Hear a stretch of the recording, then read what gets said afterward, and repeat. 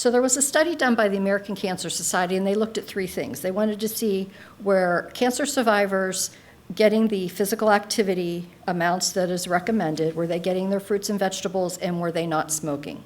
So the recommended amount of activity, and you'll hear this as I talk, is 150 minutes of moderate activity a week or 75 minutes of vigorous activity. And we'll define that a little bit more in a minute. So that's what they were looking at with this study.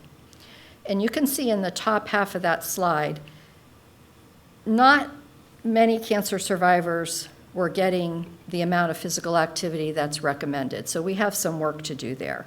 Doing great, pretty great with not smoking, not doing so great with getting our fruits and vegetables in.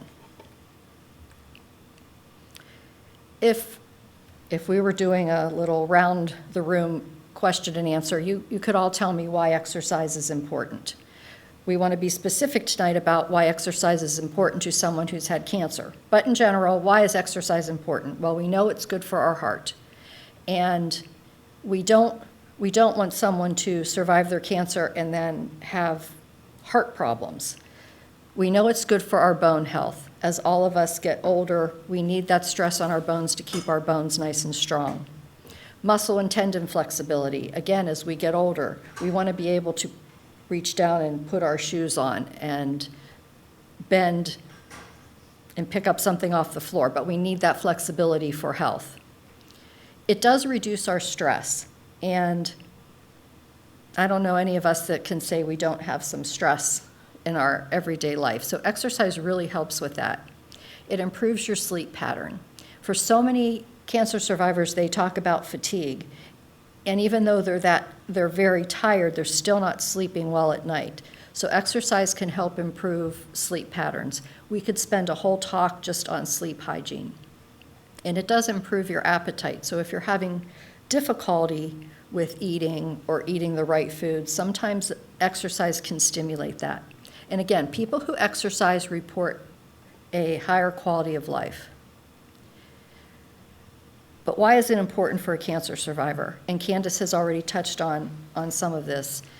We know that healthy eating can reduce your risk of cancer. Exercising can reduce your risk of cancer. Some cancers have been studied more than others. They've done more studies with breast and colon, but more and more studies are being done in showing that link.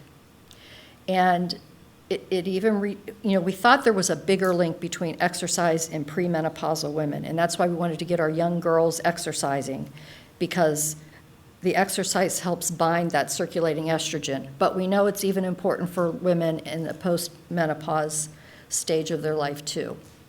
The thing is, we have to keep exercising. It is like a pill. When you stop taking the pill, the benefits go away. So when you stop exercising, you lose those benefits as well.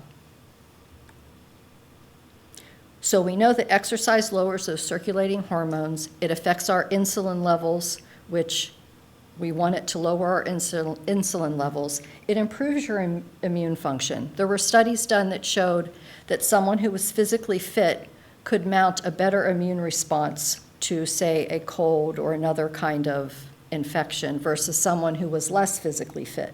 So as you're exercising, if it helps, think about it building up your immune system.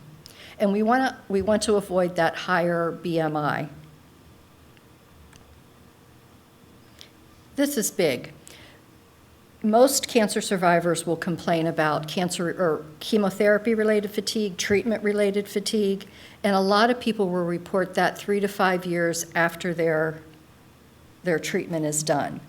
So the best way to fight fatigue is to exercise. There's not a pill that helps us fight fatigue.